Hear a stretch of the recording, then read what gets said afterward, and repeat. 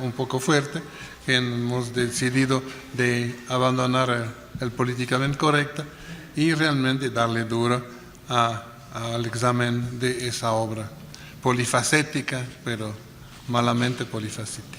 Bueno, ahora a mí me tocaría ahorita, se va a recortar, va a encontrar un poco los que dijo como Bernard, porque no nos pusimos de acuerdo. Yo lo he hecho por mi lado, pero más o menos, bueno, en búsqueda del proyecto mestizo perdido. Me saqué sobre todo más bien a esto, ¿no? El problema del proyecto mestizo. Duverger empieza su biografía de Cortés afirmando claramente la altura de su proyecto, porque siempre él está muy allá, acá. Nosotros muy abajo, pero él está muy. Está consciente de que ataca a un mito, pero toma la precaución de decir no, que si es un personaje mítico, no es porque falta documento sobre él, al contrario, como si el mito del gran hombre tuviera que ver como por ejemplo documentación, con un simple problema de verdad y de buenos biográficos contra malos biográficos. El problema del mito es totalmente otra cosa, no tiene nada que ver con el problema de la historia. Eso es algo que escapa a la historia, justamente, ¿no? Pero nos metemos en la idea del mito, ¿no? Evidentemente, enumera los clásicos textos de la conquista y los de los cronistas que hablan de él, pero también es aquí donde nosotros no podemos estar de acuerdo, particularmente los que tienen alguna idea de mi obra personal y de lo desarrollado en nuestro seminario de historiografía de Jalapa, recupera sin ninguna reflexión historiográfica la visión de los vencidos y así lo permite situarse en México, es decir, ¿no? Tener como no pelea con los León Portillés, que son la gran interpretación de la conquista, ¿no? Persuadidos por los primeros franciscanos, algunos indígenas registraron en su lengua el náhuatl, transcrita en caracteres latinos, su propia versión de la conquista. Una vez asegurado la paz con León Portilla y la explicación dominante de la conquista, ya pueden lanzarse, ¿no? Esta escueta afirmación transparenta la imposibilidad historiográfica que manifiesta el autor desde sus primeras obras. Así lo insistí en la mañana. No hay ninguna reflexión metodológica ni historiográfica, ni la citación de un menor autor que problematizar lo que es el quehacer historiográfico, ni qué es escribir desde París una historia de Cortés y una historia de América. Ahorrándose una mínima reflexión sobre la naturaleza de sus fuentes, se cree autorizado a leer y finalmente, con total inocencia, puede pretender que por un natural efecto de esa lectura entiende los textos americanos, sin darse cuenta que entiende solo lo que necesita para justificar sus tesis. Así puede aparentar dominar frente a los ojos de los incautos, ya de antemano convencidos y maravillados, códices, crónicas, documentos epigráficos, etc. Nada le causa problema y por lo tanto puede pretender sin más historiador, lingüista, arqueólogo y volverse un auténtico maestro de verdades. Ese lo insistimos más bien en la mañana, como esas diferentes facetas que él se pretende, se autoapoya unos del otro. Por eso intentamos hoy de atacar las facetas un poco históricas y mañana vamos a meternos en su pretendido arqueología y sus otras etiquetas, ¿no? Para obviar incluso cualquier posibilidad de crítica historiográfica, nos aclara de manera ingenua que el debate no se centra entonces en la manera de leer los documentos históricos, sino más bien en la personalidad de Cortés. Así, por eso es una manera de disquitar todo lo que hace Bernal. No, ¿para qué? No es un problema de fuente, no, es un problema del carácter del Cortés. Él sabe quién es Cortés, ha descubierto el verdadero Cortés y nos va a entregar lo que es el verdadero Cortés. Por fin lo esperábamos de tanto tiempo, ¿no? Pero también se siente obligado a confesar al lector que tratar serenamente la historia de Cortés no es simple, porque el conquistador se inscribe en una fase particularmente sensible de la historia de México. Espero que ustedes mexicanos hayan notado lo sensible del periodo, ¿no? En la conquista, ¿no? Es sensible, ¿sí? Si bien sabe que la figura de su héroe es polémica, solo lo es porque los otros biógrafos utilizan generalmente argumento ideológico, pasional, impulsivo, puchila, ¿no? Él, muy sereno y fuera de toda contienda ideológica y capilla historiográfica, pretende por fin recuperar para nosotros al hombre a su tiempo más allá de la leyenda. Es por eso que en su libro pretende reunir por fin todas las facetas de ese mítico Cortés, desde su infancia, su familia, sus amores complicados, su envejecimiento, su cachucha de agricultor en Cuba, de guerrero en Argel, de explorador en el Pacífico, etc. Todo. Hasta sus últimos días, cuando con filosofía ve venir la muerte y juzga su época, piensa en el porvenir de España y de México. ¡Wow! ¿No? Ese Cortés, mira, hasta filósofo, ¿no? En esa larga enumeración de las páginas 22 y 23 se asoma y el patos que va a animar toda su obra. A falta de análisis histórico, nos propondrá sentimiento que cree que su Cortés sintió, sus penas y alegría, su reflexión. Así no debe extrañar al lector leer que al contrario del arquetipo del conquistador bandido, Cortés es sutil, letrado, seductor y refinado, prefiere el gobierno de las mentes a la fuerza brutal, que no obstante sabe manejar. Aprovecha impunemente la debilidad de sus compañeros por la fiebre del oro. Él no la tiene, esta fiebre, ¿no? Fue vacunado de chiquito, ¿no? Sabe analizar y anticipar, proyecta el porvenir, construye a largo plazo, mientras que muchos otros se embrollan con las dificultades de lo inmediato o las empresas de corto alcance. Por lo tanto, no debe extrañaros que al contrario de sus coetáneos que alardean de un desprecio total por los indios, Cortés alimenta un sueño de mestizaje. Al concebir y realizar un injerto español en el tejido humano del imperio azteca, Cortés funda en realidad el México moderno. Ya 4 siglos antes, pero eso es tener visión, ¿no? Y último anacronismo de su introducción afirma que el descubrimiento de América perturba profundamente a una Castilla cristiana entregada en su momento a la reconquista de su territorio ibérico. Si bien podemos estar de acuerdo con su afirmación sobre los intentos de homogeneización religiosa y por lo tanto la conquista del minúsculo reino de Granada y la expulsión paralela de los judíos por los reyes católicos, afirmar que el encuentro americano perturba a Castilla como el resto de Occidente es una exageración, como lo han mostrado un gran número de investigaciones recientes. Pero si hace esta afirmación errónea, pero categórica, es porque adopta las antiguas divisiones pedagógicas para la enseñanza de la historia, definida en el siglo XVIII. Los tiempos modernos empezarán así en 1492, con el descubrimiento de América. Original hasta el final, él nos haría más bien empezar con la propia aventura de Cortés en esas tierras mexicanas, lo que explica lo fundador de Cortés. Es decir, con él no solamente funda el México, sino funda los tiempos modernos, ¿no? Así Cortés recibe de nuevo no solamente su lugar de héroe americano, sino el de paladín de la propia cultura occidental en su nueva etapa de crecimiento.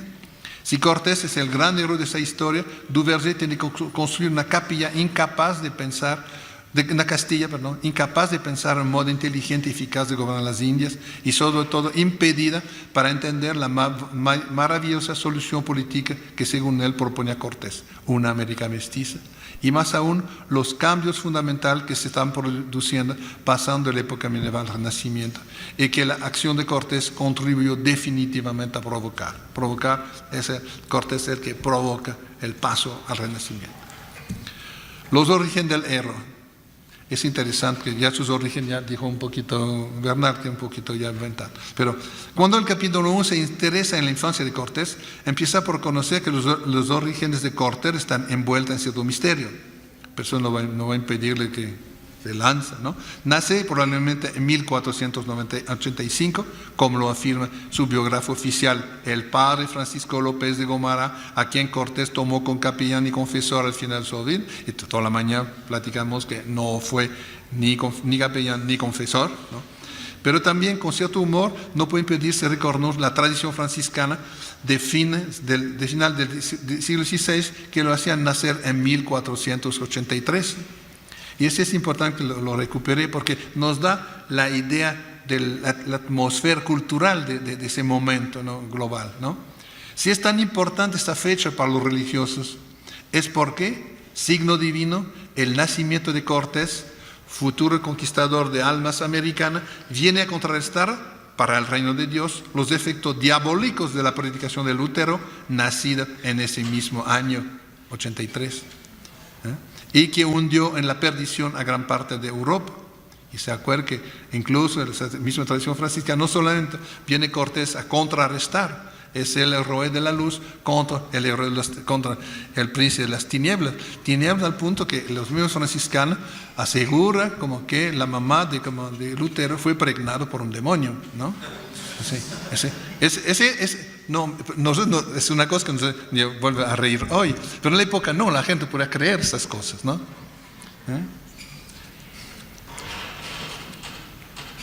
Nuestro autor concluye con esta simplonada. Es como de una inocencia. Si ves esto en un trabajo de usted, el maestro dice un punto de interrogación y dice, piensa un poco, ¿no? Desde su primer día de vida, el hombre queda atrapada por su leyenda y su biografía se vuelve una apuesta simbólica. Eso es lo que se comenta la gente que escribe bien. Escribe bien, pero pendejada y que no quiere decir nada. No, escucha esto. Desde su primer día de vida, el hombre se queda atrapado por su leyenda y su biografía se vuelve una apuesta simbólica, ¿no? En fin, de paso les hará notar que su fuente confesada aquí es Gómara, fuente de autoridad por haber sido capellán y confesor de Cortés. Y por lo tanto, todo lo que dirá ese cronista puede ser en cierta medida garantizado por el sello de la verdad que siempre sale de los confesionarios, ¿no? Siempre la verdad está allá. No quiere adelantar nada más, ya que supongo que la doctora Jiménez nos había mostrado, pero no pudo venir. Pero es altamente probable que jamás, ya lo dijimos, hay que repetirlo a saciedad, porque en México todavía no se logra imponer esta idea, que Gómara jamás ha sido capellán ni confesor de Cortés, como se ha aprendido ante siglo, para minimizar o sobrevalorar el contenido de su crónica. Pero regresemos a nuestro mito. Durante siglos se considera que Cortés pertenecía a la pequeña nobleza relativamente pobre, pero no es suficiente para el biógrafo, porque si sus padres tenían poca hacienda, empero mucha honra, ¿no? Duverger construyó un Cortés perteneciente a las familias más poderosas, entre comillas, de la región, según él. Incluso recupera para nosotros la figura de un tío abuelo, Alonso de Monroy, figura heroica de las canciones de gesta, quien dotado de una estatura colosal y de una fuerza hercúlea, como vemos así, como Rambo de la época, ¿no? Jefe de guerra infatigable, se había vuelto la imagen legendaria del caballero invencible, ¿no? Así, lo vemos así, como los torneos ganando todo y acaban con los demonios, ¿no? los monstruos, etc., ¿no? No discutimos aquí esa reconstrucción genealógica, sino solo las conclusiones que saca de ella Duverger, porque probablemente sabemos que esto no es otra de sus invenciones, ¿no? No, a lo mejor no de él, sino de la propia gente de la región que intenta construirla, de estos historiadores que son más bien genealogistas, que hacen como costura de genealogía para construir. Si usted quiere descender de un príncipe, les pagan bien y van a encontrar que usted desciende de cualquier príncipe de cualquier parte del mundo, no hay problema, ¿no? Lo importante es esto, es la conclusión, dice Duverger. Esa peculiar genealogía cortesiana es muy bien equilibrada. Lo acaba de inventar, evidentemente está bien equilibrada, lo acaba de inventar. Gente de armas y letrados se apoya y complementa. El anclaje urbano se combina con la posesión de gran dominio rural. Los enlaces matrimoniales, cuyamente calculados, acabaron tejiendo por toda Extremadura una vasta red de lazos familiares, y así todos son sus primos, etc., ¿no? Primos, es interesante que puede ser que sean primos. Me acuerdo que en el pueblo de mi padre, todos nos presentaba siempre primos, era solamente las generaciones. Muchas veces en Europa se decía primo a la gente de tu generación, pero no de tu familia realmente. Evidentemente en un pueblo, por los chicos relativamente emparentados a 2 o 3 generaciones anteriormente. Pero esa es la idea del primo, es una posibilidad que a lo mejor lo encuentra, pero evidentemente no son primos en la manera genealógica, ¿no? Y todo con los mejores linajes de la región. En resumen, un niño de buena familia que no puede ser más que heredero de las múltiples cualidades manifestadas por los linajes. Es decir, construir los linajes así como rimbombante es apoyar su reconstrucción de la personalidad que él conoce. de Cortés. Por eso no es una reconstrucción de archivos y uno de archivos. El problema es construir la ilusión, una construcción fantasmagórica que apoya toda su manera de pensar una familia que no puede ser pobre tampoco, como dice el autor, fue capaz de financiar un gran número de guerras privadas. Es decir, ya tenemos un jefe de guerra en el alma. Jefe de guerra, jefe de paz, todo es junto, ¿no? En el subtítulo, La vida de familia en Medellín, digno de una telenovela, el subtítulo, La vida de familia en Medellín. ¿No? Entonces es un libro de historia, ¿no? Como La vida de familia de Alejandro Magno, ¿no? Digno de una telenovela, nos habla de una madre recia y seca, dura y mezquina. Ese es lo que dice Gomara. Y por lo cual parece Cortés tener pocos sentimientos tiernos. Y cuya muerte en México, entre comillas, no parece haberlo afectado con desmesura. Evidentemente, si era seca, dura, mezquina y recia, su hijo, como 40 años después, dice, bueno, ay, se murió la vieja. Pero ejecutado la madre, pasa a la figura paterna. En cambio, los hombres sí. Las mujeres como que, cuando les gustaba Cortés, las mujeres es como los indios, no se habla mucho en sus trabajos, ¿no?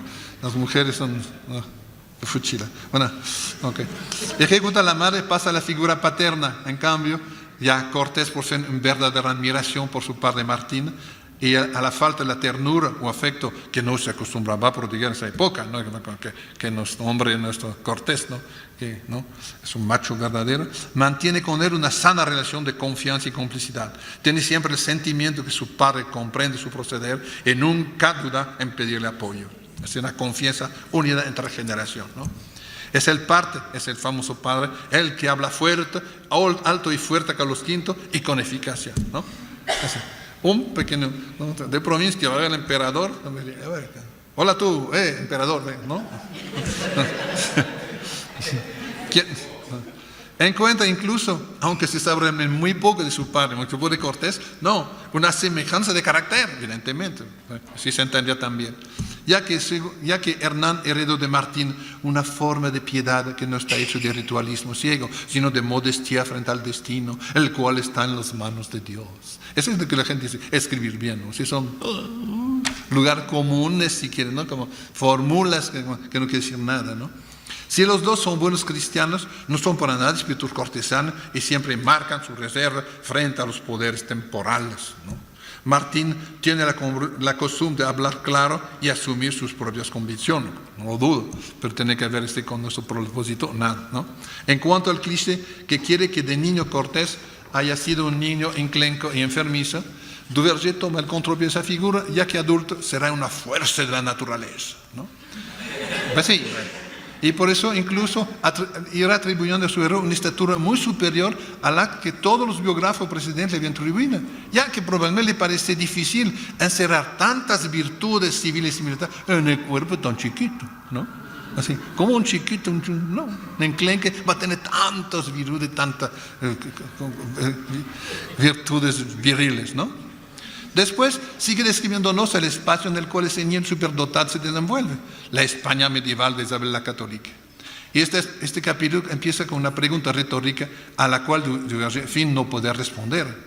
¿Cuáles son los ecos del mundo que llegaste al joven Hernán? Pues eso es que escribir bien cualquier cosa, ¿sí? ¿no? Pero esta le permite, de hecho, responder positivamente. No puede dejar de sentir el seísmo cultural que sacuda el final del siglo XV. ¿Ves? ¿No?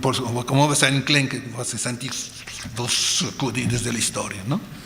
Ese sismo es evidentemente el fin de la Edad Media, aunque nos confiesa Duverger, profesionalmente tiende a pensar que el Renacimiento, con todo lo que implica de cambio y modernidad, no se manifiesta antes del periodo 1515-1520, y considera que esta mutación del mundo es de hecho una consecuencia del descubrimiento de México y de la obra de Cortés. Pero finalmente, si usted ve los manuales franceses más o menos, es la gran época donde se sitúa el Renacimiento francés, ¿no? Bueno, y finalmente, si el joven Hernán resiente, aunque confusamente, el cambio en curso del cual será después uno de los grandes arquitectos, España, Castilla, sigue siendo todavía completamente medieval. aunque nos explica por qué para nada, porque después se escapan de dicho seísmo. ¿No? En fin. Sobre ese capítulo habrá mucho que decir, ya que Duverger insiste en lo que considera las lacras que impidieron el buen gobierno de las Indias. Los reyes son degenerados, herederos, productos de adulterios, aunque por suerte aparece Isabel. Aunque juguete por un tiempo, dice él, de los grandes de España. Y un Fernando casado con Isabel, que se fue el jefe de guerra, que logra mantener la unión de Castilla y Aragón. ¿Ves? Isabel está bien, pero el chingón es el Fernando, ¿no? Los hombres, ¿no? La incapacidad de imponer su poder lleva a la reina a instituir y apoyar la Inquisición. Y por lo tanto, puede concluir tajantemente Duverger, en ese clima de intolerancia nace Cortés. Ese nuevo ámbito impuesto por la reina Isabel de España será, sin duda alguna, uno de los factores determinantes en la vocación ultramarina del joven Hernán y de muchos de sus compañeros. No quieren ser perseguidos por la Inquisición, ¿no? Para él, Isabel no es realmente una ferviente católica, sino más bien un personaje cínico que solo utiliza el catolicismo como cimiento perdurable de su autoridad política. ¿Será ese país fracasado? Él lo dice. Castilla, país fracasado, no es México, no, habla de Castilla. Según Duverger, donde el destino caprichoso hará intervenir a un cierto Cristóbal Colón, ese intrigante, seductor y cínico. También son todos malos para allá, menos Cortés. Cortés tiene 7 años cuando Cristóbal Colón descubre América. En su afán de originalidad, Duverger desprecia profundamente a Cristóbal Colón y otro complot más que se cree encargado de desvelarnos a nosotros, pueblos incautos. Dice, la mayoría de los historiadores, lo dijo ahora Tito como Bernal, dice, la mayoría de los historiadores considera ahora que Cristóbal Colón no es el verdadero descubridor de América,